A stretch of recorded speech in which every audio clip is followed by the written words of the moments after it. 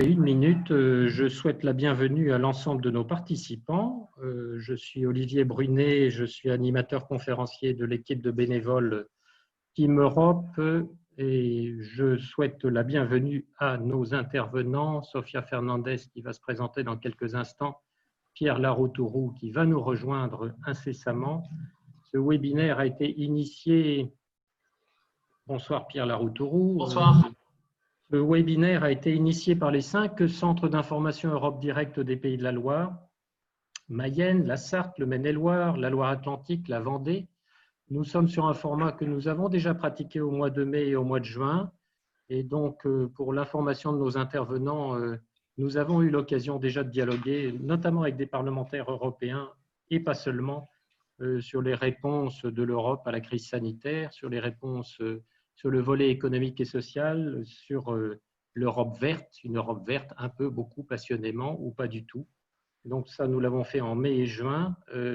Dans ce cadre-ci, c'est à nouveau une initiative des 5 départements des Pays de la Loire, donc vraiment un travail collectif, mais engagé plus spécifiquement à Nantes. Et je vais laisser la parole à Céline Arquette, la directrice d'Europe à Nantes, pour nous expliquer à la fois qu'est-ce que c'est qu'Europe à Nantes en quelques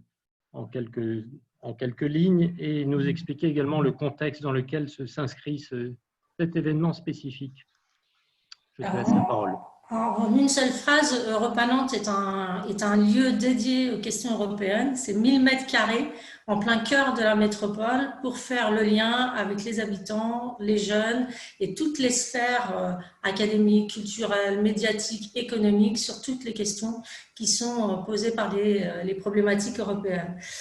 Comme le disait Olivier, ce webinaire s'inscrit dans une problématique un peu particulière, c'est-à-dire qu'à Nantes, on a un lieu qui s'appelle Cosmopolis, qui est un lieu centré sur la culture et le débat, et ils ont choisi de consacrer un mois entier au décryptage de la question des inégalités, avec des formats différents, des expositions, des actions pédagogiques, des documentaires. Et nous, en tant qu'Europe à Nantes, en coopération avec mes collègues des 5 CIED des Pays de la Loire, comme le rappelait Olivier, on a décidé d'apporter notre petite pierre à cet événement avec un éclairage européen sur cette question des inégalités.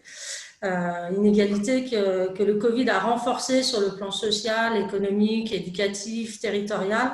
Et donc, d'ores et déjà, un grand merci à nos invités pour leurs apports et leur expertise sur ce sujet. Pour ma part, dans ce webinaire, j'essaierai de me faire le relais des questions qui sont posées par nos auditeurs en espérant surtout ne pas dénaturer leurs propos. Bon, et effectivement, derrière Céline se cachent nos participants, donc bienvenue aux participants. Les participants, comme les fois précédentes, on ne leur offre pas une parole en direct, mais par contre, ils peuvent s'exprimer sur le chat et nous essaierons de nous en faire le relais.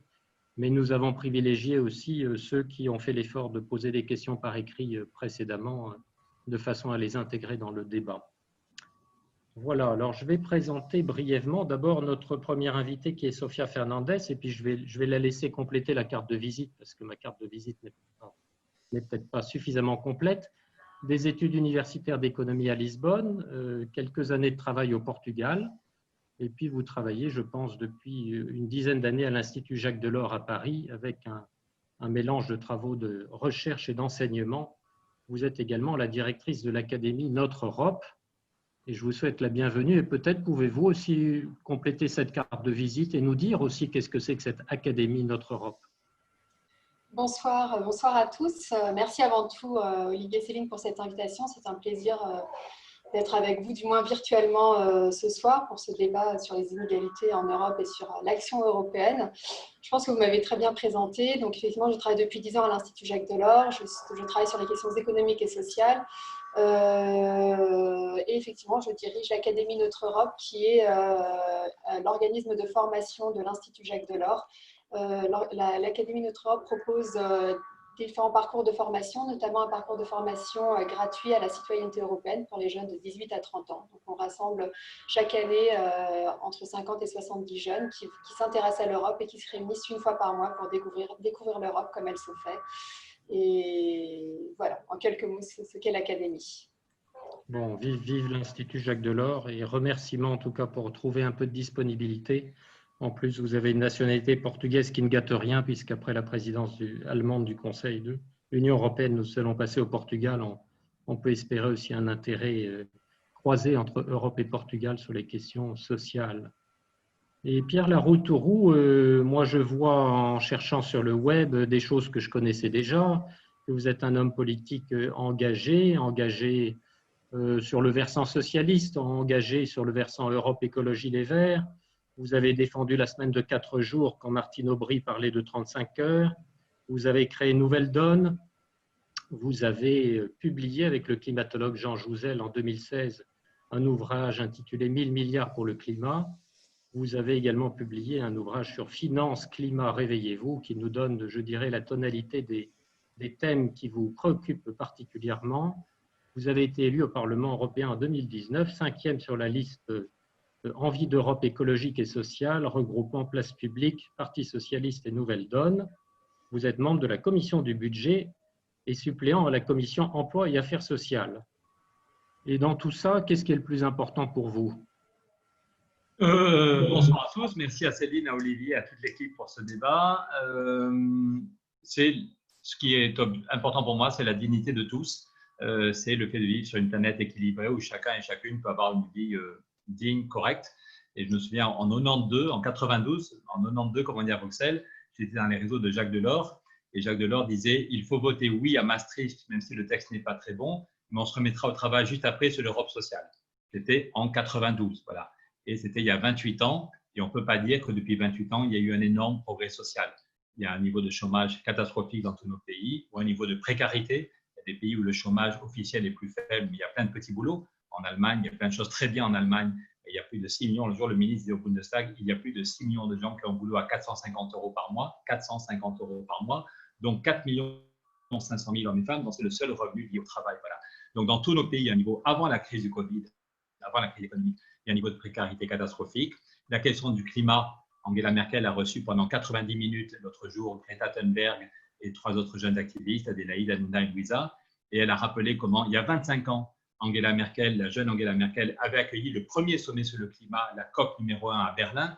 Et déjà, il y a 25 ans, Angela Merkel disait qu'il faut dépasser l'économie sociale de marché, non pas renoncer à la dimension sociale, mais la dépasser pour construire une économie écologique de marché. Déjà, il y a 25 ans, Angela Merkel est contente de montrer que ça fait 25 ans qu'elle dit ça. Et on n'a fait aucun progrès. Et cette année, on voit des feux de forêt partout. Et malgré la crise économique, certains pensent qu'avec la crise économique, les émissions de CO2 ont baissé. Mais c'est faux, parce que le dérèglement climatique a pris une telle ampleur que même quand nos économies arrêtent pendant quelques mois de faire du CO2, les feux de forêt le remplacent. Et donc cette année, l'année, je cherche le graphique, mais l'année 2020 va être la pire année depuis 70 ans, qu'on mesure les choses précisément. C'est la pire année pour l'évolution du CO2 dans l'atmosphère. Donc, est-ce qu'on est capable, au niveau européen et au niveau de chaque pays, on a du mal à trouver les ressources pour changer le modèle social et pour agir vraiment sur le climat. Nicolas Hulot a démissionné, il voulait 7 milliards chaque année. On lui a dit qu'il n'y a pas d'argent. Donc, moi, mon but, vous l'avez oublié de dire que je suis rapporteur général du budget. Je ne pensais pas être élu, je ne pensais pas être député et je ne pensais pas qu'on me confierait une si belle responsabilité. Je suis le rapporteur général du budget pour l'année prochaine, donc je négocie au nom de tout le Parlement. Et j'ai redit hier, qu'en conscience, je ne pourrai pas voter le prochain budget si on n'a pas 50 milliards de plus pour la justice sociale et pour le climat. Donc là, c'est du non-stop, c'est un rendez-vous toutes les demi-heures, mais c'est comment est-ce que le Parlement, demain, on va voter un texte très ambitieux et on a 1 mois ou 2 mois pour trouver des nouvelles ressources, mettre plus d'argent pour protéger l'emploi, protéger les agriculteurs et créer des nouveaux emplois avec le Green Deal. Donc voilà, on a 2 mois, beaucoup de gens ne le savent pas et je m'arrête, mais une fois tous les 7 ans, il y a plein de think tanks, Sophia et d'autres qui produisent plein d'idées super qui nourrissent la réflexion des décideurs. Et puis, une fois tous les 7 ans, pour de vrai, si on peut changer le cadre économique, financier au niveau européen, on peut dire qu'on va mettre plus d'argent pour accueillir les réfugiés, pour aider les agriculteurs, pour les systèmes de santé. Et ça se joue une fois tous les 7 ans et c'est dans les 2 mois qui viennent. Donc, c'est très important. Si j'ai accepté ce webinaire, je vous remercie encore. Je pense qu'il est important qu'un maximum de citoyens aide les politiques à aller vers beaucoup plus de courage et beaucoup plus de nouveautés. Bon, remerciement effectivement de prendre le temps. J'imagine bien, pour avoir moi-même travaillé longtemps à la Commission européenne, ce rythme des 7 ans, et vous avez raison d'insister qu'il y a effectivement des enjeux moteurs, et particulièrement dans la vie d'un parlementaire européen, c'est bien d'être à Bruxelles et à Strasbourg au moment de cette discussion budgétaire. Et en plus, vous avez la main à travers les discussions en tant que rapporteur sur le budget 2021. Donc peut-être juste quelques éléments de cadrage de ma part, compte tenu aussi de la diversité des questions qui vont vous être posées. Mais bon, pour bien insister sur le fait que nous allons ici nous centrer dans l'heure qui est encore à notre disposition sur le volet européen. Donc nous aurions pu assurément faire la même chose sur l'ensemble des inégalités sociales au niveau mondial et malheureusement, les exemples ne manquent pas. Le dernier rapport d'Oxfam International est assez intéressant sur le sujet avec des inégalités qui croissent un petit peu partout et on peut penser au Brésil ou à l'Inde ou aux États-Unis. Nous n'allons pas prendre tout l'international, nous le gardons dans notre décor. Nous n'allons pas prendre non plus le franco-français, le national purement national, où là aussi les études ne manquent pas. Comme vous, j'ai lu dans Le Monde les conclusions des économistes français qui montraient qu'avec le coronavirus et la crise sanitaire, on a aggravé les inégalités sociales de façon manifeste et c'est relativement évident, mais c'est très argumenté. Donc, on revient, hélas, à la formule de Francis Blanche, mieux vaut être riche et en bonne santé que pauvre et malade. Donc, nous gardons le franco-français et la France aussi en tête, mais nous allons vraiment essayer de nous centrer sur l'européen. Et donc, en accord avec Céline et avec vous, nous allons dérouler les choses, je dirais, en plusieurs temps. D'abord, un petit temps d'analyse des inégalités sociales en Europe, parce que vous allez le voir, certains de nos participants voient les inégalités sociales à travers ce qu'ils connaissent, le travail, l'éducation, le logement, la fiscalité. Mais si on doit couvrir le grand champ des inégalités sociales en Europe, de quoi parle-t-on? Quels sont les outils d'analyse qui sont à notre disposition en particulier? Ceci vaut en particulier pour Sofia Fernandez, et quelles sont les réponses politiques globales et quels sont aussi les outils d'analyse dont vous disposez, Pierre Laroturo, pour nourrir votre réflexion. Et donc, avant l'action, la réflexion. Et puis après, nous nous centrerons sur la réponse européenne avec le plan de relance, sans reprendre tout le plan de relance, mais on est vraiment dans les éléments d'actualité, en respectant le fait que nous avons une série de questions qui nous ont été posées et qui questionnent largement les grands malentendus autour de l'Europe sociale, en se disant un plan de relance, c'est peut-être bien, mais finalement, qu'est-ce que l'Europe peut faire? Et donc, qu'est-ce qu'elle peut, qu'est-ce qu'elle doit faire? Et là, je crois que quelques clarifications de votre part seront les bienvenues pour qu'il n'y ait pas non plus des attentes désespérées d'avoir une réponse européenne là où les sujets sont nationaux ou principalement nationaux. Et puis après, nous continuerons à dérouler les choses avec des questions plus ciblées autour du plan de relance, Fonds social européen. Et nous terminerons par quelques questions plutôt orientées sur d'autres éléments de la politique sociale au sens large qui nous interrogent parce qu'on sait qu'il y a peu de compétences au niveau européen, mais elles ne sont pas inexistantes. Et donc, que peut-on faire à travers la santé? Que peut-on faire à travers l'éducation? Que peut-on faire? Et Pierre Laroturo ne me démentira pas avec la fiscalité, même si la fiscalité est un point dur, je dirais, des consensus pour cause d'unanimité requise. Que faut-il espérer dans le contexte actuel? Et puis, nous laisserons un enregistrement et des remerciements de l'ensemble des participants. Si ceci vous convient, eh bien, nous allons démarrer avec le premier bloc et je rends la parole à Céline pour nous alimenter avec une ou deux questions qui sont, je dirais, des questions un petit peu interrogatives et qui vous montrent aussi la façon dont nos participants s'interrogent. Alors, on a une première question qui est assez large, donc je vais peut-être me contenter de celle-là. Une première question d'une femme qui s'appelle Josiane et qui nous dit: serait-il possible d'avoir des informations sur les salaires minimaux dans les 27 États, les droits au chômage, les cotisations patronales et salariales pour avoir une comparaison possible? Faites une espèce de tableau, de photo à l'instant T voilà, de la situation européenne. Donc, avec ça, je vais laisser 5 minutes la parole à Sofia Fernandez et puis 5 minutes à Pierre Laroturo pour essayer de nous… C'est un exercice difficile, mais vous êtes des gens très qualifiés pour essayer de nous brosser, je dirais, ce qui vous semble le plus important dans les inégalités sociales et répondre aussi à cette question qui est pertinente en disant, si moi, citoyen de base, je cherche à comparer un peu la situation, et finalement, de quels outils d'analyse est-ce que je dispose? Alors, Sofia Fernandez, vous avez la parole. En plus, on va essayer de tester le fait de faire sortir quelques slides sur notre écran. Tout à fait. Donc, bonsoir à nouveau. Avant de répondre précisément à la question qui a été posée, je pense qu'il est important de poser quelques éléments de contexte. Ce n'est pas évident de parler de faire un état des lieux des inégalités en Europe en 3-4 minutes, mais j'ai choisi quelques indicateurs en fait, qui peuvent illustrer certaines tendances qui, à mon sens, est important de mettre en avant pour les prendre en considération quand on réfléchit après à ce qui peut être fait au niveau national et au niveau européen. Avant tout, je voudrais partager ce premier graphique que j'ai repris d'un rapport sur les inégalités mondiales de 2008 qui a été réalisé par un ensemble d'économistes, notamment Thomas Piketty. Et donc ce rapport fait un état des lieux des inégalités et présente 7 indicateurs, donc la part des revenus des 10% les plus aisés dans le monde sur le revenu national total. Et on peut voir ici, en fait, avec ce graphique, ce que je veux illustrer, c'est qu'au cours des 40 dernières années, il y a eu une hausse des inégalités, dans la répartition des revenus partout dans le monde. Donc on voit cette tendance à la hausse à l'exception des pays vraiment qui ont déjà un niveau très élevé où c'est resté plutôt stable, peut-être légèrement en baisse, notamment au Moyen-Orient, mais c'est des pays où les écarts l'inégalité de la répartition des revenus est déjà très importante. Mais sinon, on peut voir par exemple la tendance la tendance en Europe et aux États-Unis. On voit qu'en 1980, les 10% les plus aisés représentaient environ 33-35% du revenu total national, et en 2015, en Europe, c'était environ 37% et aux États-Unis, 47%. Donc, on voit qu'il y a cette hausse des inégalités partout dans le monde. Mais il est intéressant aussi de signaler que même si les inégalités ont augmenté partout, en Europe, elles ont quand même augmenté moins fortement que dans d'autres régions du monde, notamment aux États-Unis.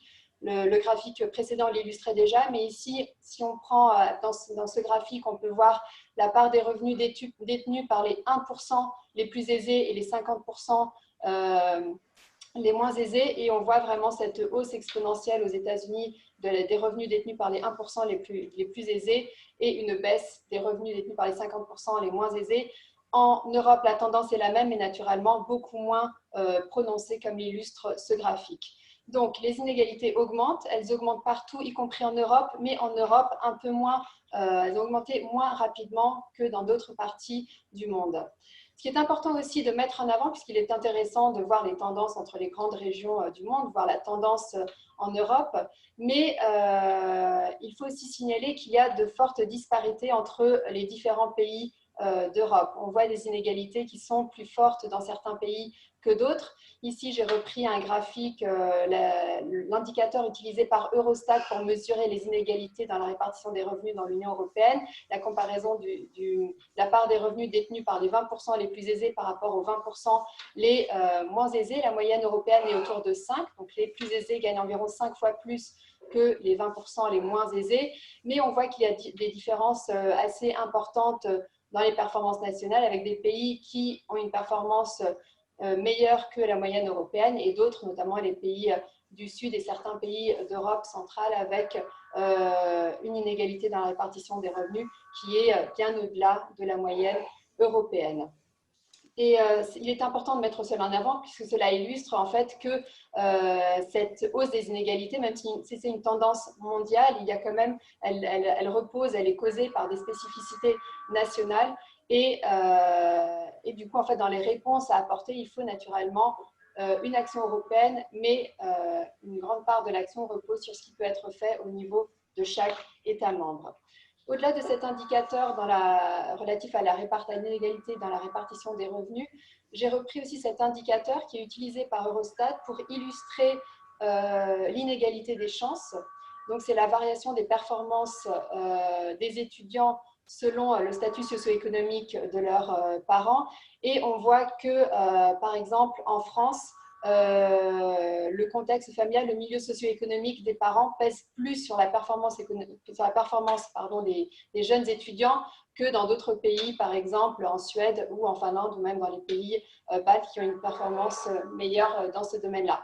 Donc, il y a la question des inégalités dans la répartition des revenus, mais aussi la question de l'inégalité des chances qui ont un impact différé dans le temps sur les inégalités de revenus. Et donc, il faut combattre aussi ces inégalités des chances. Avant de venir à cette question du salaire minimum, du coup, aujourd'hui, en fait, on a donc cette réalité et le risque, bien sûr, dans le contexte sanitaire et économique actuel, c'est de voir ces inégalités qui se sont accrues au cours des dernières décennies s'accroître fortement dans le contexte actuel. Oxfam a publié récemment une étude qui met en alerte sur le fait que la crise peut mettre en situation de pauvreté, augmenter le nombre de pauvres dans le monde d'environ 500 millions, dont environ 6 millions dans l'Union européenne. Donc, il y a un risque d'augmentation du taux de pauvreté partout dans le monde, y compris en Europe. On voit le chômage qui augmente malgré les mesures qui ont été mises en place dans les pays en Europe, notamment les mesures de soutien au chômage partiel. Et naturellement, aujourd'hui, tout l'enjeu est de limiter l'impact de la crise économique actuelle, l'impact social de la crise économique actuelle. Pour cela, bien sûr, je disais, comme les pays ont des spécificités nationales différentes, on dit que le chômage augmente partout, c'est une réalité, mais les points de départ n'étaient absolument pas les mêmes. On sait par exemple que le taux de chômage était d'environ 2% l'année dernière en République tchèque, le pays où le taux de chômage est le plus faible, mais 3% en Allemagne ou aux Pays-Bas, et en Grèce, il est de 17%. Donc on a un écart très important entre les différents pays. Au-delà de réalités sociales différentes qu'on peut mesurer par différents indicateurs, on a aussi des politiques, des choix politiques qui sont différents. Si on parle de la lutte contre les inégalités, on sait que la politique fiscale joue un rôle très important. Il est important d'avoir des politiques fiscales progressives, notamment sur l'impôt sur le revenu. Et certains pays en Europe ont encore un impôt à taux unique sur le revenu qui forcément ne contribue pas à la réduction des inégalités. Donc il y a des choix de politique nationale. J'ai donné cet exemple de la fiscalité. Il y aurait d'autres enjeux sur les questions d'éducation, santé, des choix nationaux qui sont différents, des réalités nationales qui sont différentes. Et pour mieux répondre, pour avoir la meilleure réponse à la réalité de chaque pays, bien sûr, il faut des actions au niveau national. Alors bien sûr, est-ce que cela décharge l'Union européenne de toute action? Évidemment, bien sûr que non.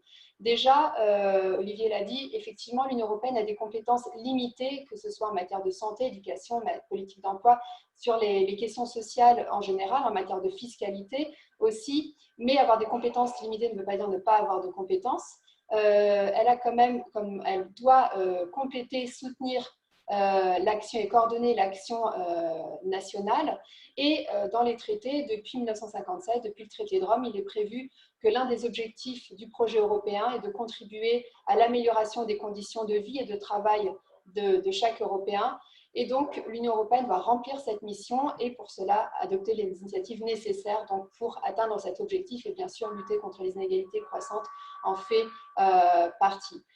Nous verrons, je pense, dans un deuxième temps quels sont les outils dont on dispose au niveau européen. Mais je voudrais juste, avant de passer la parole à Pierre Larouturou, faire un parallélisme avec la gestion de la crise précédente, la crise de la fin des années 2000, la crise financière qui s'est transformée en crise dans la zone euro.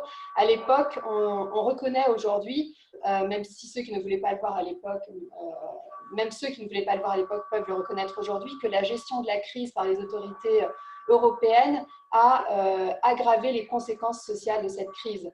On sait que l'approche qui a été suivie au niveau européen était une approche qui reposait sur l'austérité, donc réduire les déficits et les dettes publiques des États membres, en particulier de ceux qui avaient demandé une assistance financière à l'Union européenne.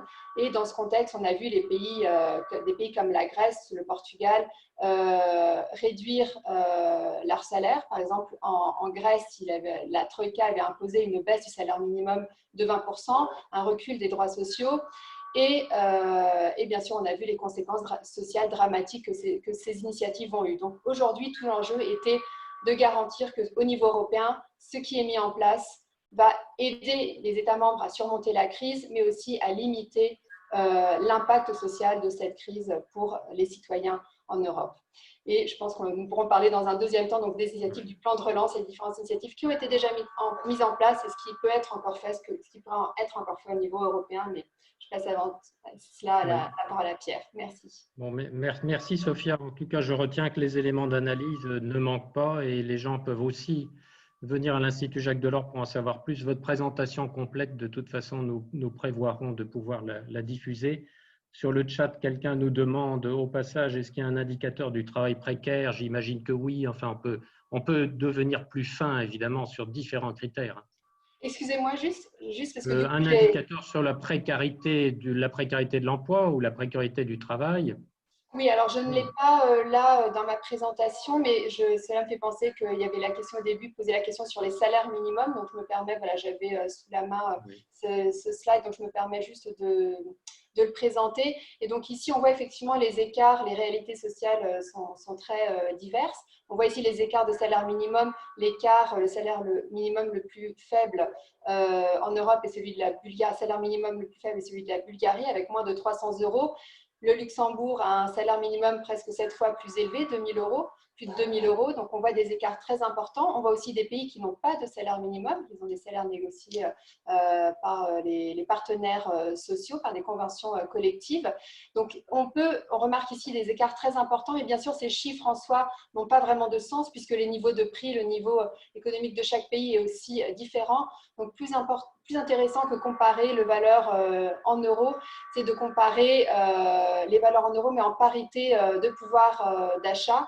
Et donc ici, on a avec les barres bleues le salaire minimum de chaque pays en parité du pouvoir d'achat. Et on voit que si on compare, si on prend en considération le niveau de vie de chaque pays, les niveaux des prix, les écarts ne sont pas de 1 à 7 entre la Bulgarie et le Luxembourg, sont de 1 à 3, ce qui reste très important. Et naturellement, un des objectifs de l'Union européenne doit être de réduire ces écarts. Et on en parlera plus tard. Il y a actuellement une proposition que la Commission veut mettre sur la table pour avoir un cadre européen commun sur les salaires minimums pour favoriser cette convergence entre les salaires minimums en Europe. Bon, plus vous allez rentrer dans le détail des explications, plus nous aurons des questions, effectivement, sur salaire minimum brut net. Il faut évidemment rendre attentifs nos participants au fait que le diable est parfois dans le détail. La simple notion de précarité peut être interprétée différemment d'un pays à l'autre. Les salaires doivent être corrélés au niveau de vie, etc. Je vais laisser la parole à Pierre Larotouroux sur ces ensembles d'analyses et qu'est-ce qui vous inspire et aussi dans votre vie de parlementaire européen, finalement, quels sont les éléments d'analyse qui sont les plus importants pour vous dans le débat budgétaire chaud actuel? Je voudrais vraiment remercier Sophia pour son intervention qui est en même temps très globale et très concrète. Je serais content de récupérer le PowerPoint, surtout qu'il est vraiment tout à fait intéressant, même si vous avez eu peu de temps. L'essentiel a été dit. Comme Sophia qui a dit que voilà, aux États-Unis, c'est encore pire que chez nous, je commencerai par dire que l'Europe est un endroit qui est envié par beaucoup de gens. Quand on tombe malade, on ne vous demande pas si vous êtes milliardaire ou si vous êtes SDF, vous avez le meilleur chirurgien qui va vous opérer, on ne vous demande pas votre carte bleue quand vous arrivez à l'hôpital. Et nous, ça nous paraît normal. Et on gueule si on a 3 heures d'attente aux urgences parce qu'on dit que les urgences sont mal organisées et manquent de moyens. Mais il y a des millions de gens à travers le monde qui seraient heureux d'être soignés dans ces conditions. Donc, il y a des choses très bien dont l'Europe peut être fière et qui sont globalement à un bon niveau dans tous nos pays. Et puis, il y a des choses qui me foutent en rogne. Une amie qui vit à Mulhouse avec le RSA, elle m'explique qu'elle vit au moins depuis 5 ans avec le RSA. Heureusement qu'elle a son fils qui l'héberge, sinon peut-être qu'elle serait à la rue.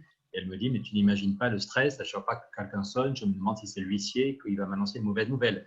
La dernière fois que je l'ai vue, il y a 3 ans, je lui ai dit, on prend un café, et elle hésitait, parce qu'elle n'osait pas demander, est-ce que c'est moi qui paye le café ou est-ce que c'est elle? Voilà. Donc, on est quand même, j'ai commencé par dire qu'il y a des choses super en Europe, dans tous nos pays, mais on est quand même à un niveau de pauvreté, de précarité qui est juste indigne. Et quand je vois des SDF, que ce soit à Bruxelles, à Paris, ou maintenant, même dans mon coin des Pyrénées, on ne voyait pas il y a 10 ans ou 20 ans des gens qui vivent dans une petite voiture, qui n'ont pas d'endroit pour dormir, alors que parfois ils ont un boulot, c'est un niveau de précarité qu'on ne peut pas accepter.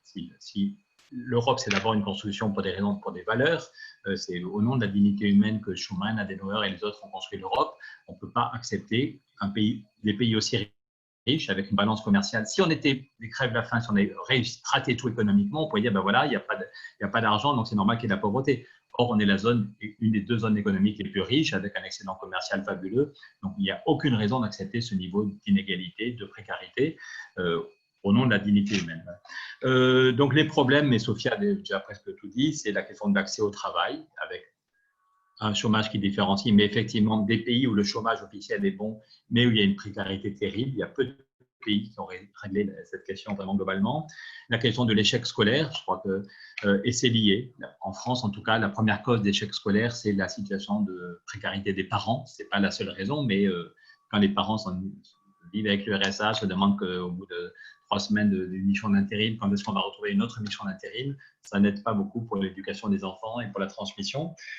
C'est la question du logement. Peut-être que tous ceux qui sont ici pour parler ce soir, on a un logement correct, mais il y a des gens qui sont dans la rue et puis il y a des gens qui ont un logement indigne. Ils n'ont pas de quoi se chauffer l'hiver, ou ils ont trop chaud l'été, ou on entend le voisin du 5e étage dès qu'il va aux toilettes et tout le monde en profite dans l'immeuble. Et c'est une réalité, c'est pas une invention. Donc il y a encore des problèmes d'accès au logement ou simplement un loyer monstrueux. Des gens qui vivent dans 20 mètres carrés, qui ont 1 heure de transport et qui, l'essentiel de leur salaire, va pour payer ce studio parce qu'ils n'ont pas trouvé de boulot dans le village où ils sont nés. Ils sont allés dans une grande métropole. Et il y a 10 ans, je disais à Berlin, c'est mieux. Il y a 10 ans, je disais, regardez quand même à Berlin, les loyers sont très faibles. Mais en 10 ans, les loyers ont doublé aussi à Berlin. Et maintenant, il y a des manifs aussi à Berlin pour dire on voudrait des loyers accessibles. Sur la question, je vais un peu en vrac sur les questions évoquées par Sophia, c'est comment on évite que la crise économique qu'on vit en ce moment débouche sur des licenciements massifs. Il y a 1 an, en juillet dernier, Ursula von der Leyen, c'est la nouvelle présidente de la Commission européenne, était venue devant notre groupe pour dire, parce qu'elle avait envie qu'on vote pour elle, c'est un peu normal quand on veut être avant le vote du Parlement, et elle nous avait rappelé qu'en 2009, quand il y a eu cette crise économique très grave, elle était ministre du Travail et qu'elle avait mis en place un système qui s'appelle le Kurzarbeit. En gros, c'est travailler moins pour licencier moins. Si une entreprise a 30% de travail en moins, si les commandes s'effondrent, s'il y a 30% de chiffre d'affaires en moins, au lieu de couper 30% des effectifs, de dire que 30% des salariés vont au chômage, en Allemagne, ils ont pris un système très différent. On garde tous les salariés, on baisse le temps de travail de 30%, on baisse les salaires de 30% pour rester compétitif, mais Angela Merkel et les partenaires sociaux et Ursula von der Leyen maintenaient 95% du revenu. Entre ce que vous gardez comme salaire et l'aide du gouvernement et des partenaires sociaux, on gardait 95% du revenu, en tout cas pour les gens qui avaient les salaires les plus faibles. Et ce n'était pas juste 2 ou 3 entreprises qui avaient innové, il y a eu 1 500 000 salariés, 1 500 000 salariés allemands qui ont profité du Kurzarbeit. Et il y a une note du Trésor en France qui dit que la crise économique était 2 fois plus grave, la récession était 2 fois plus grave en Allemagne qu'en France, mais le chômage a augmenté 6 fois moins vite grâce au Kurzarbeit. Et donc Ursula von der Leyen, en juillet, il y a 14 mois, disait « On va sans doute vers une nouvelle crise économique ». Aucun de nous n'avait vu venir le virus, mais quand on voyait l'évolution de la dette aux États-Unis ou en Chine, quand on voyait les marchés financiers, on était nombreux comme économistes à dire on va vers une nouvelle crise économique, et même que la crise de 29 était la 2e crise. Donc, et von der Leyen reprenait à son compte cette analyse, on va vers une nouvelle crise économique. Et Ursula von der Leyen disait il faut que l'Europe aide chaque État membre à mettre en place ces systèmes de protection de l'emploi. On sait qu'on va se prendre un choc, mais est-ce que le choc amène à une catastrophe sociale ou est-ce que le système de Kurzarbeit est aidé par l'Europe et généralisé? Est-ce que l'Europe aide financièrement? Parce que si l'Allemagne avait pu le faire, Angela Merkel et les partenaires sociaux avaient mis 10 milliards sur la table, 10 milliards d'euros en 2009, c'est parce que l'Allemagne avait fait des provisions. D'abord, c'était essentiellement pour l'industrie. Et l'Allemagne avait fait des provisions parce que, hélas, avec la réforme Hartz qui avait été votée 5 années plus tôt, qui était beaucoup moins bonne, la réforme Hartz, c'est la précarité généralisée, mais l'Allemagne avait fait des économies sur ses dépenses de chômage. Donc, grâce à ces économies de cette mauvaise réforme Hartz, les petits boulots et la précarité généralisée ont coupé les droits des chômeurs, les caisses étaient bien remplies en 2009 pour mettre en place le système de Kurzarbeit. Mais aujourd'hui, vu la gravité de la crise, aucun pays tout seul ne peut mettre en place ce système de façon assez durable. Donc, je me bats comme rapporteur du budget pour qu'on ait des financements avec Nicolas Schmit, le commissaire.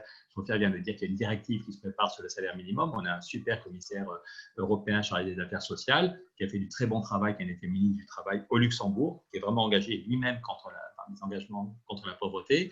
Donc, Nicolas Schmit prépare avec l'ensemble de la commission une directive sur le salaire minimum et on réfléchit à comment est-ce que l'Europe peut aider pour éviter que le licenciement, il ne s'agit pas d'interdire les licenciements, mais que le licenciement soit l'exception. Moi, ce que j'aimerais, c'est que le licenciement soit l'exception et que la règle, c'est quand il y a une crise économique, quand une entreprise a 30% de chiffre d'affaires en moins, a priori, on garde tous les salariés, a priori, ils gardent 95% du revenu et l'Europe aide la France, l'Europe aide l'Espagne ou le Portugal ou la Pologne pour financer ces dispositifs. Et on aide aussi les pays à éviter que les chômeurs, donc première étape, éviter que les salariés tombent au chômage. Deuxième étape, éviter que les chômeurs tombent dans la pauvreté. C'est aussi ce que Roosevelt avait fait. On pense que ça s'appelle Nouvelle Donne, on s'inspire du New Deal de Roosevelt. Ce que Churchill avait fait, c'est un principe, c'est en période de crise, éviter que les chômeurs tombent en fin de droit. Et là aussi, est-ce qu'on tire les leçons de 2009?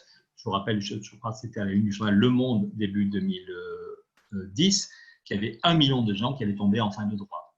1 million de gens qui avaient perdu leur boulot en 2008, qui cherchaient du travail, mais ils n'arrivent pas à en trouver. au bout de 2 ans, ils n'ont plus droit aux allocations de chômage. Ils ne sont plus comptés comme chômeurs. C'est là qu'on voit les limites des statistiques. C'est 1 million de gens en un an qui ne sont plus comptés comme chômeurs, mais qui n'ont pas retrouvé du boulot. Ils tombent un cran plus bas. Et les études disaient qu'il y en avait 600 000 qui ne pouvaient compter que sur la famille pour les aider, parce qu'ils n'avaient même pas droit au RSA, parce que leur conjoint gagne 50 € de trop. Donc priorité, éviter que les salariés tombent au chômage, les salariés, les professions libérales, et puis éviter que les chômeurs tombent dans la pauvreté. Et après ça, relancer massivement des créations d'emplois. Il faut, à mon avis, reparler de la question du temps de travail. Il y a des entreprises en Allemagne, le débat revient sur la semaine de 4 jours. C'est réduire le temps de travail pour éviter les licenciements. Et puis, dans les entreprises qui vont bien, réduire le temps de travail pour créer des emplois. Et là aussi, l'Europe peut aider. Et dernier point, c'est avec le Green Deal, c'est-à-dire l'engagement à tout faire pour gagner la bataille du climat, on pourrait créer 5 millions d'emplois si on doit isoler toutes les maisons dans tous nos pays, si on doit isoler les universités, les écoles, les théâtres, les églises, si on doit faire des transports en commun partout, si on doit aider les agriculteurs à faire du biogaz au lieu d'abîmer la nappe phréatique. Si l'Europe aide financièrement pour tout ça, on peut créer 5 millions d'emplois. Donc, il n'y a aucune fatalité. Le scénario le plus probable, c'est une flambée du chômage, une catastrophe sociale, un cycle de récession, l'arrivée de l'extrême droite dans quelques pays. Et puis, sur le climat, on n'a pas les moyens et on a une catastrophe climatique. Vous avez vu les images en Californie et c'est l'apocalypse dans tous nos pays dans 15 ans. Vu l'inertie du système, c'est hélas un scénario tout à fait probable, mais on peut aussi penser qu'on va se réveiller. Et donc, c'est pour ça que dans les semaines qui viennent, obtenir un budget, comme chaque pays n'arrive pas à trouver ses ressources budgétaires, se battre de façon non violente, mais avec beaucoup d'énergie, se battre au niveau européen pour avoir plus de moyens pour protéger l'emploi, pour créer des nouveaux emplois, pour le climat, pour la recherche, pour la biodiversité, c'est un enjeu fondamental. Et ce que beaucoup de gens ne savent pas, c'est, je le répète, c'est une fois tous les 7 ans qu'il y a cette fenêtre. C'est une fois tous les 7 ans qu'on négocie le cadre économique, budgétaire et financier. Donc, si on n'y arrive pas maintenant, c'est peut-être qu'évidemment, un président ou une présidente de la République pourrait taper du poing sur la table dans quelques temps. Mais le dialogue normal, la négociation, c'est dans les 2 mois qui viennent qu'on définit le cadre économique et financier des 7 prochaines années. Je ne veux pas être trop long, mais évidemment, on apporte le Parlement demain va avoir un vote historique sur les demandes qu'on fait, très concrètes, pour financer, trouver des centaines de milliards sans demander un centime à monsieur et madame tout le monde. Bon, merci Pierre Larrouturou. Je vous laisse dérouler l'ensemble parce qu'effectivement, de l'analyse vient l'action. L'action, vous êtes en plein dedans.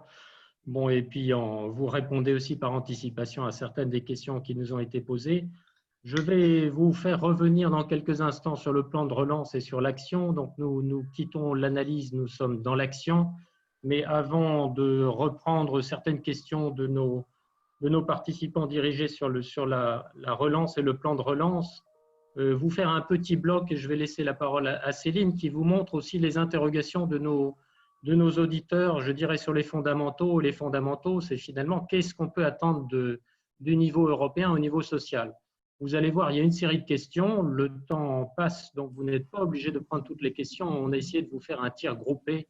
Vous prendrez l'une ou l'autre qui permet un peu d'éclairer nos auditeurs sur ce qu'on peut attendre de votre travail de recherche ou dans votre travail d'action politique.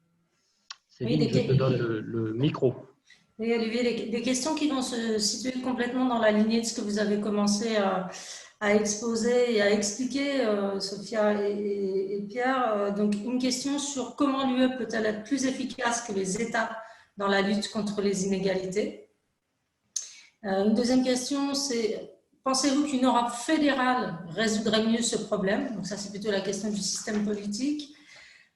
La compétence sociale étant compétence des États membres, quel dispositif contraignant, en faut-il d'ailleurs, peut-elle mettre en place pour que les enjeux sociaux deviennent une priorité des États membres et de l'Union européenne? Une question autour vraiment de la compétence, quelque chose qui revient beaucoup dans les questions. Faut-il donner une vraie compétence à la Commission européenne en matière sociale pour renforcer son rôle et son autorité dans ce domaine? Et puis une dernière question d'Isabelle de Vendée. Le combat contre les inégalités sociales exige-t-il forcément un changement radical de notre système, avec une petite précision, système modèle occidental de capitalisme régulé? J'ai une petite question pour Olivier, mais je la poserai après. D'accord, donc vous ne pourrez pas répondre à tout. Là, je vais être un peu plus directif en disant les parlementaires européens sont habitués à la règle des 3 minutes. On va faire ça aussi avec Sophia, c'est-à-dire vous faites une pioche là-dedans, dans ce qui vous semble le plus pertinent. Moi, je devine que Pierre Larrouturou en particulier pourrait avoir envie de commenter le niveau de radicalité finalement Est-ce qu'il faut renverser la table un peu beaucoup passionnément? Mais Sophia, vous avez la parole finalement pour un peu nous éclairer. Fédéral, pas fédéral, compétence, pas de compétence. Finalement, quelle est la direction à suivre? Oui, alors je vais essayer de répondre à deux questions en 1 minute 30 chacune. La question des compétences nationales et quels outils contraignants. Oui, comme on l'a dit, les politiques d'emploi, les politiques sociales sont des compétences nationales, mais cela ne décharge pas l'Union européenne. Elle peut agir et elle le fait. Je dis souvent que depuis la crise dans la zone euro, quand on m'invite à des conférences, il y a une question qui revient toujours, l'Europe sociale existe-t-elle? L'Europe sociale utopie ou réalité? Et donc, je commence toujours par là, l'Europe sociale, elle existe, elle est insuffisante, mais elle existe. Il y a un acquis social, l'Union européenne dispose d'outils pour agir dans le domaine social, il y a de la législation européenne, des directives, notamment une directive sur la durée du congé maternité, sur le congé paternité parentale, plus récemment, sur le temps de travail. Donc, il y a tout ce qui est fait au niveau de la législation, il y a ce qui est fait au niveau de la coordination, des recommandations, du benchmarking. Et là, par exemple, j'aime bien citer une initiative, la garantie jeune. C'est une initiative qui a été lancée suite à la crise dans la zone euro. Tous les États membres se sont engagés à garantir qu'aucun jeune de moins de 25 ans ne reste plus de 4 mois sans offre d'emploi, de stage ou de formation de qualité. Donc, c'est un engagement politique qui doit être mis en place, cette initiative doit être mise en place au niveau national avec des outils nationaux, mais avec un financement aussi européen. 6 milliards d'euros ont été mis sur la table pour financer cette garantie jeune qui vient d'être renouvelée par la commission actuelle. Et donc, cette garantie jeune, c'est une initiative de coordination, de soutien, qui inclut aussi un volet budgétaire. Et dans le volet budgétaire, on a aussi tout ce qui est le Fonds social européen pour financer notamment des initiatives pour promouvoir l'inclusion sociale, la formation des travailleurs. On a le Fonds européen d'aide aux plus démunis pour apporter une aide alimentaire aux plus démunis. Le Fonds européen d'ajustement aux transitions pour aider à la requalification des travailleurs qui perdent leur emploi dû à des changements du commerce international, donc dû à la mondialisation. On a un nouveau fonds à venir, le Fonds pour la transition juste. Donc, il y a des financements, il y a des initiatives au niveau européen qui ont lieu. Mais déjà, elles ne sont pas forcément connues par tous les citoyens. Et en plus, effectivement, elles sont limitées, elles sont insuffisantes. Et aujourd'hui, ce dont on a besoin, ce n'est pas des initiatives à la marge, mais effectivement un changement de paradigme, une volonté. Je pense qu'avec l'arrivée de Jean-Claude Juncker à la présidence de la Commission européenne en 2014, il y a eu quand même un tournant dans la conduite des politiques européennes. Il avait annoncé à l'époque qu'il voulait une Europe sociale AAA. Aujourd'hui, la présidente Ursula von der Leyen semble être sur cette même ligne d'action. En 2017, les États membres ont adopté un socle européen des droits sociaux qui inclut 20 droits et principes dont doivent bénéficier tous les citoyens en Europe. Cela inclut par exemple le droit à l'égalité des chances, le droit à la protection sociale, un système d'éducation de qualité. Alors vous me direz, mais oui, mais ça c'est les États qui peuvent garantir, effectivement. Mais au niveau européen, on va mettre en place des initiatives pour garantir que les États membres sont en mesure d'offrir ça à leurs citoyens.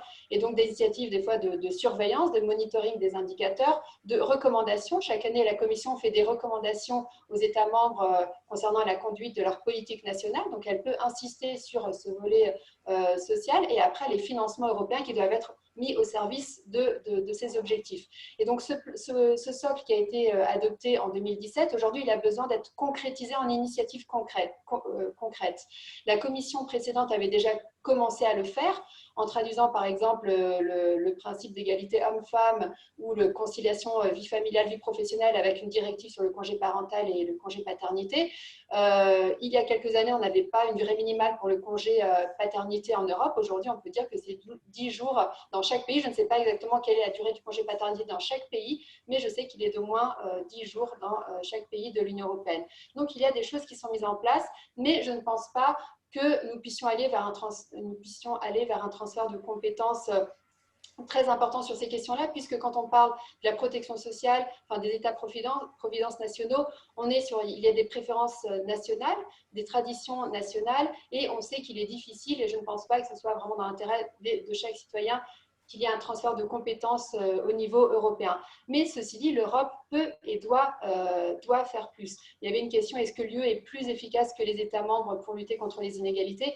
Je ne pense pas qu'elle soit plus efficace, mais elle peut contribuer à renforcer l'efficacité de l'action nationale. Elle peut mettre en place des initiatives et on l'a vu par exemple quand au début de cette crise sanitaire, quand on a vu l'impact sur l'emploi, le risque de hausse massive du chômage, la Commission a adopté un premier paquet dès le mois d'avril, 500 milliards d'euros, dont 100 milliards d'euros pour une initiative qui s'appelait SURE, initiative pour soutenir les systèmes de chômage partiel des États membres. Alors certains diront oui, c'était des prêts, pas des subventions, mais il n'empêche que le message qui a été donné aux États à ce moment-là, au début de la crise, c'était de dire vous devez protéger les emplois et les travailleurs et nous vous aiderons à le faire. Si vous n'arrivez pas à vous financer sur les marchés, nous vous offrons les conditions, vous aurez une enveloppe financière pour vous aider. Donc cette initiative, bien sûr, on va dire qu'elle va dans la bonne direction, pas du tout dans la même direction de ce qui a été fait il y a 10 ans. Donc l'Europe peut faire beaucoup de choses, et je reprendrai la parole avec plaisir là-dessus,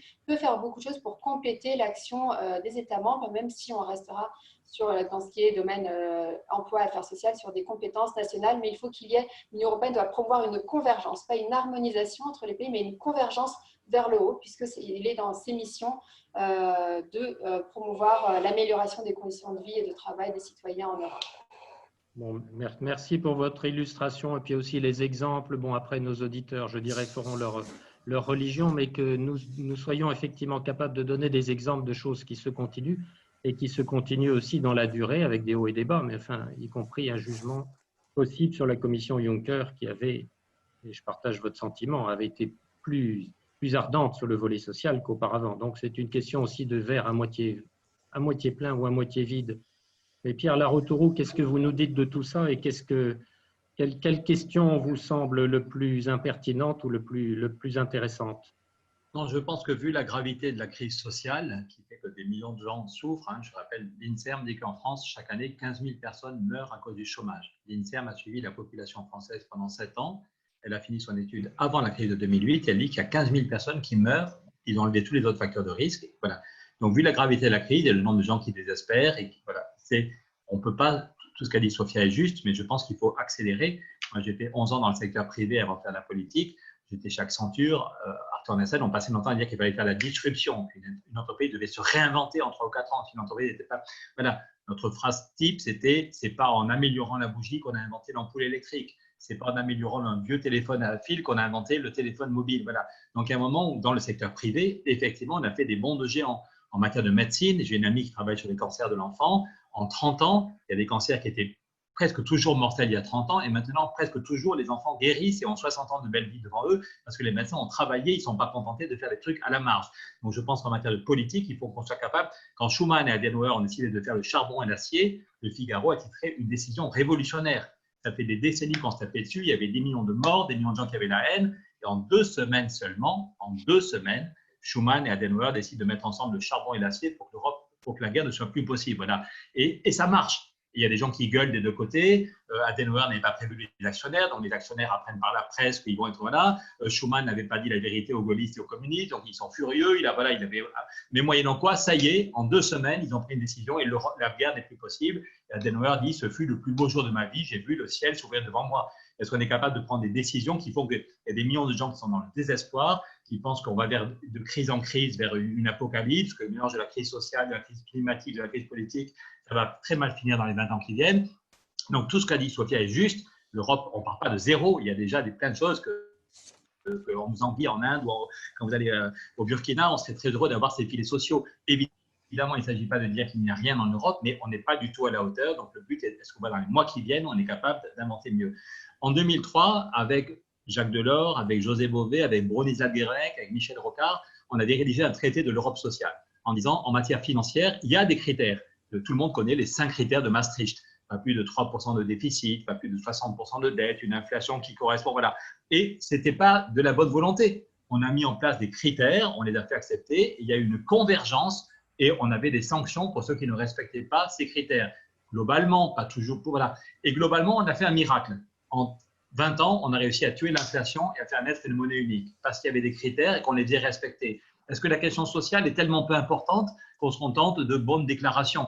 Donc, avec Jacques Delors et José Bové, ce n'était pas évident. Avec Bronislav Guérémec et les syndicats et le président des évêques, on avait des gens très, très différents. On avait proposé, et Romano Prodi nous avait reçus pendant 1 heure, on avait dit, voilà, il y a 5 critères financiers, on veut 5 critères sociaux qui aient la même valeur contraignante. L'Europe doit avancer sur les 2 jambes en même temps.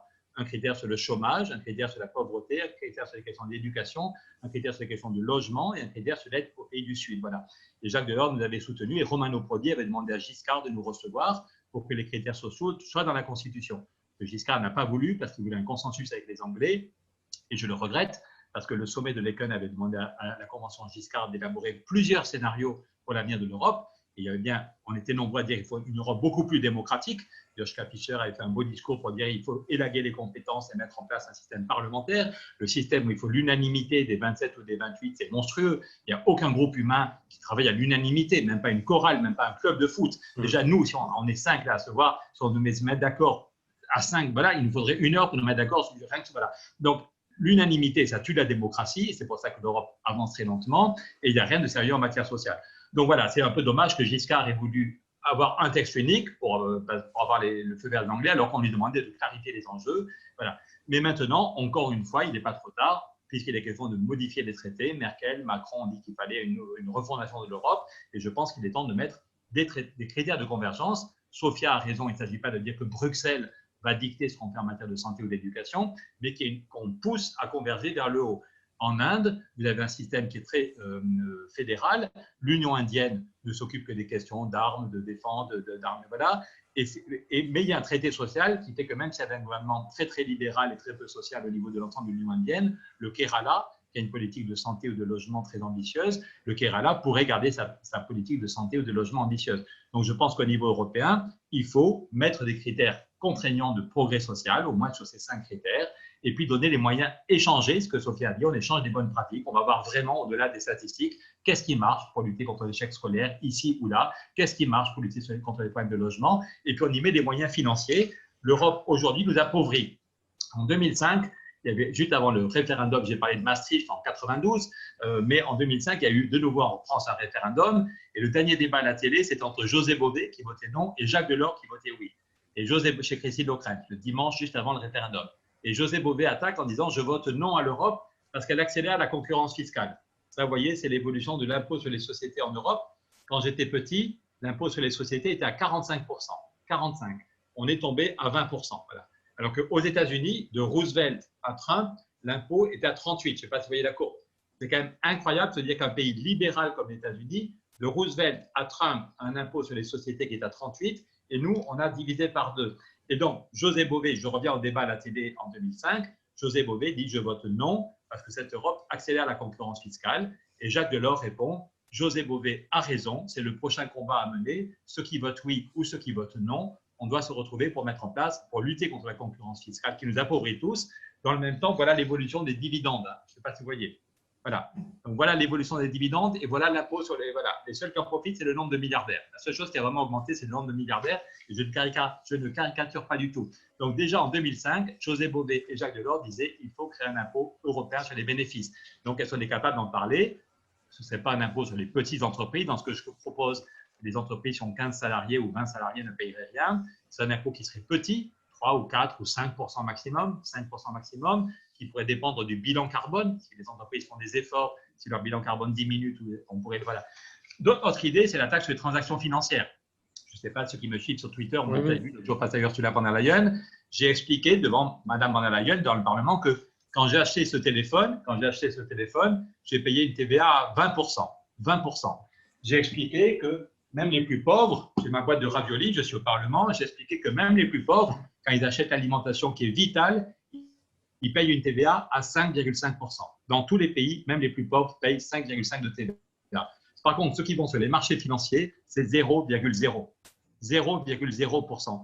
Donc, j'ai rappelé qu'en 2011, la commission Barroso, ce n'est pas l'extrême gauche, la commission Barroso avait proposé une taxe de 0,1% sur les marchés financiers et ça rapporterait chaque année 50 milliards d'euros. 50 milliards d'euros. Avec 50 milliards d'euros, vous pouvez pas mal aider les salariés pour éviter les licenciements, vous pouvez aider les agriculteurs, vous pouvez isoler des millions de maisons et faire des milliers de transports en commun. Et j'ai redit hier dans le Parlement qu'en conscience, je ne pourrai pas voter. Je suis rapporteur du budget, je l'ai dit le 23 juillet avec la voix qui tremblait, mais qu'en conscience, je ne pourrai pas voter le prochain budget si on n'a pas trouvé 50 milliards de plus chaque année pour le climat et l'emploi en taxant les marchés financiers. Il ne s'agit pas de tuer les banquiers, mais il s'agit juste de faire payer tout le monde. Même les plus pauvres payent une TVA à 5%. On ne voit pas pourquoi les marchés financiers ne payent pas de TVA. Donc l'Europe, il ne s'agit pas que l'Europe aille vers dans toutes les écoles qu'est-ce qu'on fait comme programme scolaire, que l'Europe s'occupe de tous les logements, mais l'Europe doit favoriser avec des vrais critères une convergence sociale. Elle doit favoriser l'échange d'expériences. Qu'est-ce qui marche vraiment, et pas seulement dans les bouquins ou dans la bouche des députés, et qu'on mette les moyens financiers. Aucun pays tout seul ne pourra trouver de l'argent pour le climat. Aucun pays tout seul ne pourra trouver assez d'argent pour protéger l'emploi. Et au niveau européen, et comme Olivier me laisse la parole, et encore merci Olivier, un autre débat, j'ai fini en 30 secondes. Je vais vous la couper bientôt, c'est-à-dire vous avez abusé un petit peu de la règle des 3 minutes. Donc, j'ai fini dans 30 secondes, pardon. J'ai eu le temps de faire cette blague, j'aurais dû parler. Une autre solution qu'on propose au niveau européen, c'est d'utiliser autrement l'argent de la Banque centrale européenne. La BCE fait ce qu'on appelle du quantitative easing.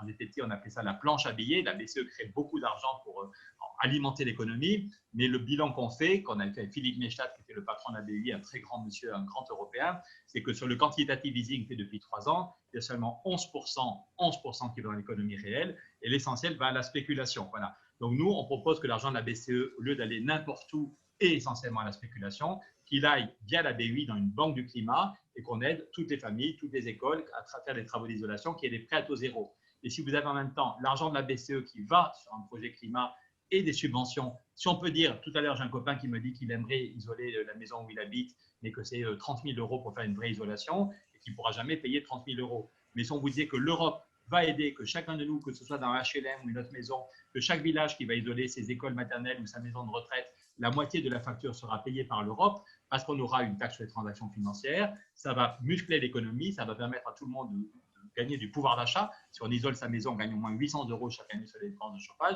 Et là, je pense que l'Europe sera utile et que les gens se diront « purée, cette Europe, elle est utile ». Et pas seulement Schuman et Adenauer, mais l'Europe est utile encore aujourd'hui. Bon, vous êtes un homme passionné, Pierre Laroturu. Je vous laisse dérouler bien au-delà des 3 minutes. Donc merci Olivier. Je ne suis pas le gardien du temps puisqu'on a 1h15 à notre disposition, mais tout de même, je vais recentrer un peu les choses en disant à Céline que nous allons du coup laisser de côté la question d'Elena. Je me charge de lui faire une réponse sur la bulle européenne que j'ai pratiquée pendant 30 ans et lui donner un point de vue d'ancien fonctionnaire européen. Et nous allons relancer nos 2 intervenants, mais s'il vous plaît, de manière plus brève, sinon nous allons le faire au détriment des dernières questions. Pour vous redonner la parole sur le plan de relance, mais là, on a 2-3 questions qui sont assez ciblées, qui vont nous encourager à aller un petit peu plus loin sur le Fonds social européen, qui est tout de même un des grands outils, qu'est-ce qu'on peut en faire, et aussi de ne pas oublier la politique régionale. Moi, j'ai travaillé à la politique régionale, je sais aussi qu'on peut faire de la politique sociale à travers la politique régionale, et que tout de même, c'est un des gros moteurs européens. Et donc, peut-être, Céline, les questions de Jean-Marc, de Francis et de Christine pour nos 2 interlocuteurs. On va également les regrouper et puis vous en faire un paquet cadeau en vous laissant un petit choix. Donc, la question de Jean-Marc, elle porte sur le FSE. Le FSE contribue-t-il suffisamment à réduire les inégalités sociales? Et surtout, sera-t-il correctement doté dans le prochain budget? Donc, complètement une question d'actualité, comme vous l'avez rappelé, M. Laroturu. Question de Francis, quelles sont les mesures pratiques prises en faveur des publics les plus fragiles et notamment les jeunes en recherche d'emploi? Alors, Sophia, vous avez un petit peu évoqué la garantie jeune, mais peut-être qu'il y a d'autres éléments que vous pouvez développer. Et une question de Christine, quel projet l'Europe développe-t-elle ou développera-t-elle pour réduire les inégalités territoriales entre l'Ouest et l'Est et le Nord et le Sud? Bon, et comme on est dans une grande complexité, c'est la question finalement des arbitrages, parce qu'on avait encore une autre question qui est excellente, qui est de dire est-ce que le Green Deal ne va pas être très green et très peu social?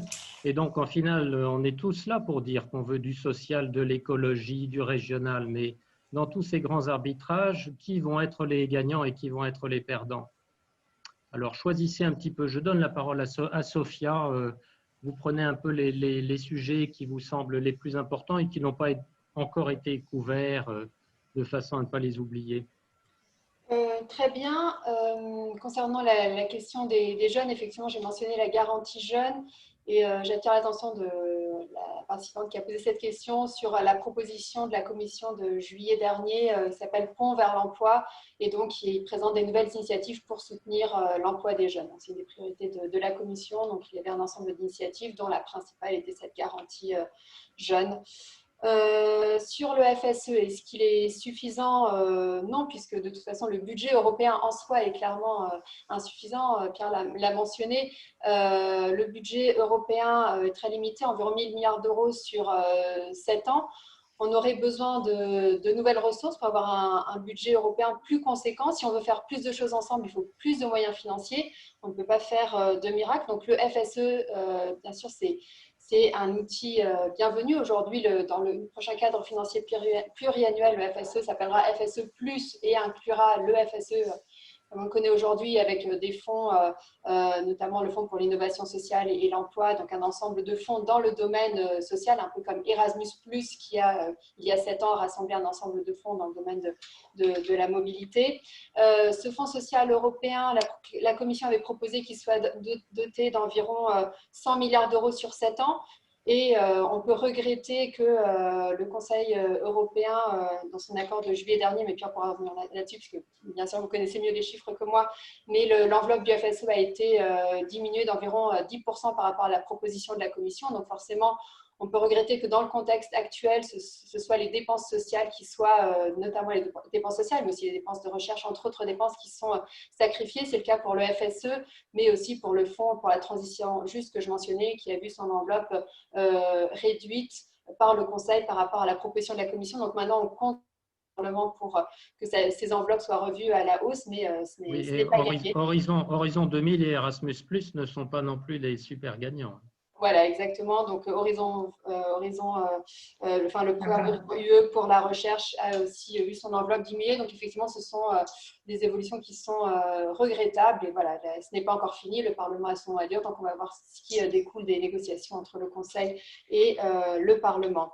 Sur la question du Green Deal, c'est une question sur laquelle on travaille depuis quelques années à l'Institut, sur la transition verte en soi, mais en particulier sur la dimension sociale. On a publié un rapport sur cette question en 2017. Jacques Delors a aussi publié une tribune il y a 2 ans pour demander à ce que la transition écologique soit une transition juste. Et c'est effectivement une question très importante pour nous. Cette transition verte, elle est effectivement impérative. On doit accélérer les initiatives pour réussir cette transition, mettre en œuvre cette transition. Mais effectivement, cette transition, elle a un impact, elle a des conséquences, notamment pour les travailleurs. Certains emplois qui existent aujourd'hui vont être en vocation à être détruits, à disparaître, d'autres vont être transformés, mais aussi de nombreux nouveaux emplois vont être créés. Et le défi aujourd'hui, c'est d'accompagner ceux qu'on peut appeler les perdants de cette transition, les accompagner notamment dans leur requalification professionnelle, faire en sorte que les travailleurs soient dotés des compétences nécessaires pour les nouveaux emplois, notamment les jeunes. Aujourd'hui, souvent, on me dit, oui, la transition verte, il y a des nouveaux emplois qui sont créés, mais ces emplois ne sont pas forcément connus. Donc, un jeune ne va pas forcément choisir un emploi qu'il ne connaît pas, donc choisir une voie professionnelle qui n'est pas très connue. Donc, il y a vraiment un défi là-dessus de mettre en avant les compétences pour les emplois, ce qu'on appelle les emplois verts. Et donc, il y a aussi un enjeu, par exemple, lié à l'emploi, il y a la question des emplois qui sont créés, détruits, mais aussi la qualité des emplois qui sont créés, notamment en termes de santé et sécurité au travail, en termes de salaire. Donc, il y a différents enjeux et notamment avec son Green Deal, la Commission donc, a proposé son fonds pour les transitions justes qui vise à accompagner les régions où il y aura, qui souffriront le plus, notamment les régions charbonnières, les régions qui souffriront le plus par les restructurations liées à cette transition verte, notamment en termes de perte d'emploi. Donc, on voit que la Commission y prête attention. Je soulignerai aussi que le volet social de cette transition écologique ne concerne pas uniquement les travailleurs. Il y a aussi un enjeu santé, un enjeu de réduction de la précarité énergétique. Aujourd'hui, il y a environ 50 millions de familles en Europe qui souffrent de la précarité énergétique, qui ont du mal à se chauffer, ne peuvent pas payer leurs factures de chauffage. Et du coup, il faut que la transition soit aussi une opportunité pour sortir de la précarité énergétique, ces personnes qui y sont aujourd'hui. Et ça ne va pas de soi parce qu'on voit que pour financer cette transition verte, dans certains pays, je pense par exemple au Portugal, on finance le développement des énergies renouvelables avec une taxe sur l'électricité, donc une taxe qui est payée par tous.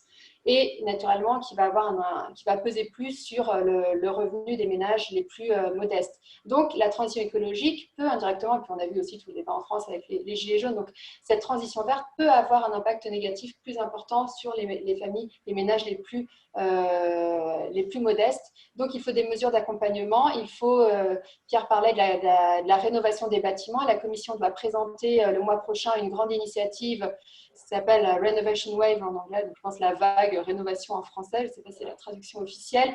Donc un grand projet de rénovation des bâtiments. Il est important que dans ce projet, dans cette initiative, une attention particulière soit accordée aux logements sociaux, à la rénovation énergétique des logements sociaux pour améliorer leur efficacité énergétique, aussi que les aides qui sont disponibles pour améliorer l'efficacité énergétique, isoler les maisons, soient accordées en priorité aux ménages les plus modeste. Et puis après, le volet consommateur aussi, où la transition énergétique, pour qu'elle soit réussie, elle implique que chacun d'entre nous, en tant que consommateur, soit aussi un acteur de cette transition. On doit tous changer notre comportement en termes de consommation.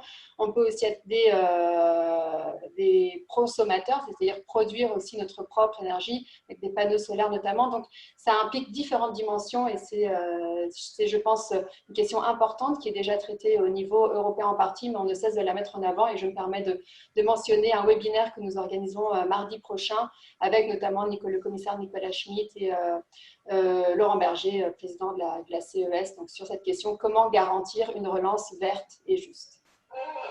Bon, parfait. Merci CES, Confédération européenne des syndicats, en effet, et merci pour l'ensemble de la couverture. Bon, le temps va nous manquer, donc Pierre Laroturo, vous êtes vraiment condamné aux 3 minutes. Qu'est-ce qui n'a pas été dit et qu'est-ce qui est dans le cœur de votre action demain? Quelle va être l'urgence pour vous? Je soutiens à 100% tout ce que vient de dire Sophia. Je rajouterai sur le fait qu'effectivement le FSE a été coupé, qu'on a coupé 19 milliards dans la recherche sur les 7 prochaines années. Et sur le fonds de transition juste, la Commission européenne, c'est très intéressant, le 14 janvier, a dit que si on voulait vraiment réussir le Green Deal, si on veut isoler toutes les maisons, si on veut faire des transports en commun, si on veut transformer l'agriculture, si on veut diviser par 2 nos émissions de CO2 d'ici 10 ans, c'est ça l'objectif, il faut 600 milliards chaque année, public et privé. Le chiffre donné par la Commission européenne, ce n'est pas un député tout seul ou Greenpeace ou un climatologue. La Commission dit qu'il faut 600 milliards chaque année dès 2021.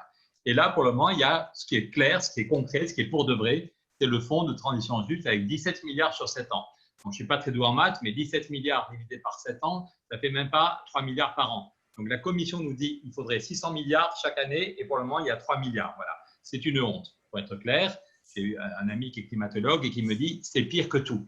Au moins, Donald Trump, il dit j'en ai rien à foutre, donc j'en ai rien à foutre. C'est dramatique, mais il y a une certaine cohérence. Tandis que l'Europe, depuis un an, dit le climat, c'est notre priorité. Von der Leyen a fait un discours magnifique. J'étais à Madrid au sommet climat quand Mme von der Leyen a parlé. Le monde entier, tous ceux qui s'intéressent au climat sont dit purée, c'est génial. L'Europe va faire la preuve, grandeur nature, qu'on peut créer des emplois, vivre bien et sauver le climat. Et au bout d'un an de réflexion, on a peut-être 3 milliards par an. Donc c'est juste ridicule. Donc en conscience, on va vers une catastrophe si l'Europe, après avoir promis que c'était sa priorité, ne se donne pas les moyens financiers. La bonne nouvelle, c'est encouragement à chacun à suivre le débat demain pour voir un petit peu si la discussion fait bouger les choses. Sur la question de la dimension sociale, si encore une minute, c'est une évidence que ça dépend de qui le finance. Si on a les gilets jaunes, si on demande un effort, il y a 30% des Français qui sont dans le rouge tous les mois, qui se font appeler par la banque parce qu'ils sont dans le rouge. Si on leur demande de payer 10 € de plus pour leur essence, ils vont gueuler, surtout s'il n'y a pas des transports en commun. Dans mon coin des Pyrénées, ceux qui ont du boulot, ils prennent la voiture parce qu'il n'y a pas de transport en commun, il n'y a pas d'Internet au débit pour travailler à distance. Donc, si on n'a pas d'abord mis en place des transports en commun ou inventé des voitures qui consomment beaucoup moins, ou l'Internet au débit, ou les trois, commencer par augmenter le prix de l'essence, s'il n'y a pas un chèque vert pour compenser, c'est suicidaire. Donc voilà, le qui paye, c'est pour ça qu'on veut des ressources européennes, la taxe de transaction financière, un impôt sur les grandes entreprises, une taxe carbone aux frontières, tout ça, ça rapporte de l'argent et qu'on puisse aider. À Grenoble, j'ai vu un monsieur qui dit qu'il habite dans ce HLM depuis 15 ans. Il dit depuis 3 ans, on a isolé mon HLM. C'est beaucoup plus confortable, j'ai moins froid l'hiver, j'ai moins chaud l'été et je gagne 800 € chaque année sur mes dépenses de chauffage. Ce n'est pas un expert qui vous dit ça, c'est un monsieur de la vie normale, d'une famille modeste qui dit « je gagne 800 € chaque année sur mes dépenses de chauffage ». Donc, la dimension sociale, on a créé du boulot, c'est bon pour la planète, c'est bon pour le confort de la famille. Il gagne 800 € chaque année pour son pouvoir d'achat. On a créé un emploi dans le bâtiment. Et simplement, le maire de Grenoble et le président de la communauté de communes nous disent qu'il nous faudrait des financements européens et on pourrait aller 10 fois plus vite, créer 10 fois plus d'emplois et qu'il y ait 10 fois plus de familles qui gagnent du pouvoir d'achat. Donc, c'est pour ça que, je le répète, le combat, le budget, on n'est pas très nombreux en commission des budgets parce que les gens croient que les trucs budgétaires, c'est pénible pour être poli devant des jeunes femmes et que c'est très compliqué. En fait, c'est assez simple. C'est une question politique. Le nerf de la guerre, c'est l'argent. Si on veut aider les entreprises pour garder les salariés au lieu de les foutre au chômage, si on veut aider, si on veut isoler les maisons, si on veut faire des transports en commun, il faut des financements et des financements pérennes. On a dit bravo à Merkel et Macron pour le plan d'urgence, mais s'il n'y a pas d'argent, s'il n'y a plus d'argent dans 4 ans, on va tous retomber en récession. S'il y a beaucoup d'argent pendant 3 ans, mais que dans 4 ans, dans chaque pays, on remet en place des règles classiques de gestion des déficits et qu'il n'y a plus d'argent au niveau européen, on est sûr qu'on va tomber en récession. Et pour le Green Deal, vous ne créez aucune dynamique dans les transports en commun si les gens savent qu'il n'y a plus d'argent dans 4 ans. Il faut faire une ligne de tramway, il faut se mettre d'accord à 5 ou 6 villes, se mettre d'accord sur le tracé, organiser la première réunion qui est dans 6 mois, se mettre d'accord sur le tracé. Puis si on est d'accord sur le tracé, lancer un bon de commande pour avoir les… Et si on sait qu'il n'y a plus d'argent dans 4 ans, c'est zéro. Donc, ou bien on a des financements pérennes, et c'est pour ça qu'on se bat. Encore une fois, quand Roosevelt, et je m'arrête là, l'exemple que j'ai pris devant Madame Van der Leyen, quand Kennedy dit « We choose to go to the moon », le discours de Kennedy « On va aller sur la Lune », ce n'est pas du pipeau. Le budget de la NASA est multiplié par 15. Le budget de la NASA est multiplié par 15 pour gagner la Lune et créer 300 000 emplois. Quand Roosevelt arrive, il dit « Je veux créer des millions d'emplois », il va tripler le budget fédéral. Ce n'est pas plus 0,02% à la ligne 8 de la ligne 9. Roosevelt va tripler le budget fédéral. Au début, il accepte la dette, mais il veut un budget équilibré. Il crée un impôt sur les milliards, sur les plus riches. Il crée un impôt fédéral sur les bénéfices. Et s'il n'y avait pas eu Pearl Harbor, au bout de 6 ans, il arrivait à l'équilibre budgétaire. Donc, nous, le Parlement européen, on va se battre pour qu'on ait plus de ressources sans énerver les gilets jaunes, sans demander un effort aux citoyens normaux, sans demander un effort aux budgets nationaux, en disant on peut demander un effort au marché financier, on peut stopper la concurrence fiscale. Et ça se joue dans les 2 mois qui viennent. Et les parlementaires, les députés on va essayer de faire le job, mais c'est bien si on a tous les citoyens qui nous aident. Il faut faire pression de façon positive, de façon fraternelle, de façon non violente. Il faut une façon très ferme pour que Merkel, Macron, Rutte acceptent ces ressources nouvelles. Donc, tous ceux qui nous suivent sur les réseaux sociaux, vous pouvez diffuser nos vidéos, vous pouvez nous aider. On n'est pas tous députés, ça peut arriver à n'importe qui, je suis la preuve, mais par contre, chaque citoyen peut nous aider. Derrière moi, j'ai une photo de Václav Havel. Le mur de Berlin, il est tombé, pas parce que les grands chefs avaient décidé, mais parce que des citoyens s'étaient mis en mouvement. Et là, si on veut faire bouger les choses, on a besoin vraiment que chacun et chacune se dise « Ok, je prends du temps, je vais sur le site de tel ou tel député, je vais sur son compte Twitter, je relaye ses vidéos, ses argumentaires pour que Merkel et Macron sentent qu'il y a une pression des citoyens. » Bon, nous sommes, je dirais, merci pour ce plaidoyer. Donc, nous sommes vraiment sur les éléments de conclusion. Je pense qu'à ce stade, on va simplement vous dire qu'il y avait encore d'autres questions qui étaient autour de l'éducation, autour de la santé, autour de la fiscalité. Sauf si nos 2 intervenants nous disent qu'ils ont encore le temps de traiter encore une dernière question. Hélas, non. J'avais même dit que j'allais essayer de raccourcir, ce que je n'ai pas fait parce que le débat était donc, logiquement, c'est effectivement le temps de la conclusion et des remerciements mutuels, remerciements Céline pour la co-animation, remerciements à nos 2 intervenants, enregistrement disponible, excuses auprès des participants pour les questions qui sont restées en suspens et encouragement à nous revoir prochainement. Céline, le dernier mot si tu veux. Non, merci beaucoup à vous 2 et on a bien entendu le message sur la nécessaire implication des citoyens dans cette phase cruciale de négociation budgétaire. On peut gagner.